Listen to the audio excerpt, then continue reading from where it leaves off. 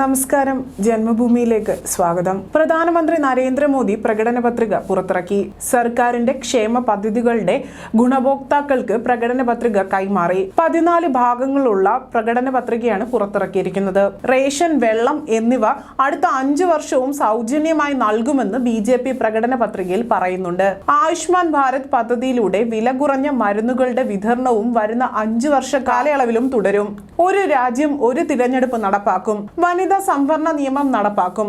6G നടപ്പാക്കും. അന്താരാഷ്ട്ര തലത്തിൽ രാമായണ മഹോത്സവവും നടത്തും. രാജ്യത്ത് ബുള്ളറ്റ് ട്രെയിൻ നടപ്പാക്കും. മുദ്രാ വായ്പാ പരിധി 20 ലക്ഷം രൂപയാക്കും തുടങ്ങിയ വാഗ്ദാനങ്ങളും പ്രകടന പത്രികയിലുണ്ട്. വനിതാ സംവരണ നിയമം, പുതിയ ക്രിമിനൽ നിയമം എന്നിവ നടപ്പാക്കും. ബുള്ളറ്റ് ട്രെയിനുകളുടെ കൂടുതൽ വന്ദേ ഭാരത് ട്രെയിനുകളും കൊണ്ടുവരും. ഇന്ത്യയെ രാജ്യാന്തര നിർമ്മാണ ഹബ്ബാക്കും. ഇന്ധനവില കുറയ്ക്കും. പെട്രോളിയം ഉൽപ്പന്നങ്ങളുടെ നികുതിയും കുറയ്ക്കും. ദരിദ്ര വിഭാഗങ്ങൾക്ക് 3 കോടി വീട് കൂടി നിർമ്മിച്ചു നൽകും. മുദ്രാ ലോൺ 10 ലക്ഷത്തിൽ നിന്നും 20 ലക്ഷമാക്കും. വടക്ക് തെക്ക് ബുള്ളറ്റ് ട്രെയിൻ റൂട്ടിന്റെ സാധ്യതാ പഠനം നടത്തും. പുതിയ ക്രിമിനൽ നിയമം പെട്രോളിയം ഉൽപ്പന്നങ്ങളുടെ നികുതി കുറയ്ക്കും. വാതക പൈപ്പ് ലൈൻ എല്ലാ വീടുകളിലും എത്തിക്കും. വൈദ്യുതി ബിൽ 0 പുരപ്പുറ സോളാർ പദ്ധതി വ്യാപകമാക്കും. പ്രധാനമന്ത്രി ആവാസ് യോജന വഴി 3 കോടി വീടുകൾ നിർമ്മിക്കും.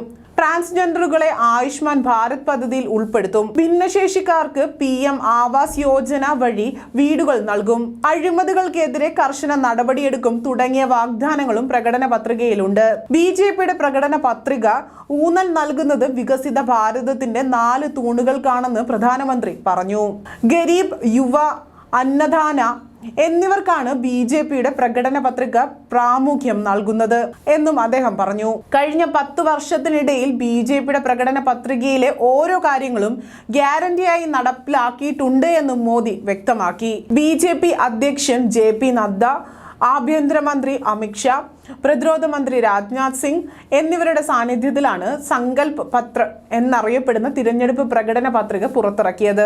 രാജ്നാഥ് സിംഗിന്റെ നേതൃത്വത്തിലുള്ള പ്രകടന പത്രികാ സമിതി 2 തവണ യോഗം ചേർന്നിരുന്നു. പ്രകടന പത്രികയ്ക്കായി 15 ലക്ഷത്തിലധികം ശുപാർശകൾ ശേഖരിച്ചിരുന്നു.